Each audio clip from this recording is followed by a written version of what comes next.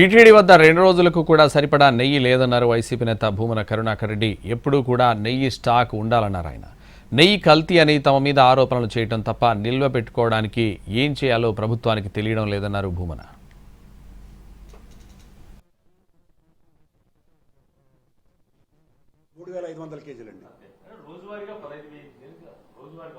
అవును, ఆ ట్యాంకర్ నిన్న వచ్చి ఉండాలా, వెంటనే మొదలై ఉండాలా.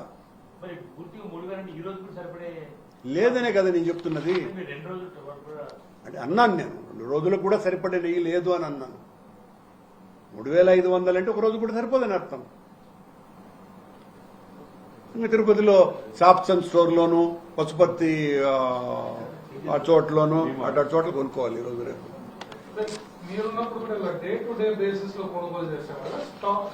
ఎప్పుడు కూడా స్టాక్ ఉంటుందండి నెయ్యి. అలా డే టు డే కొనేదానికి ఇదేమన్నా చిల్లర అంగడి కాదు, లేకపోతే స్వీట్ దుకాణం కాదు. వెంకటేశ్వర స్వామి ఆలయం చాలా పకడ్బందీ అయినటువంటి నిర్మాణం ఉన్నటువంటి సంస్థ అది. ఎంతసేపు నెయ్యి కల్తీ కల్తీ కల్తీ అని మా మీద ఆరోపణలు చేయటమే తప్ప ఆ నెయ్యిని ఎట్లా ప్రొటెక్ట్ చేసుకోవాలి,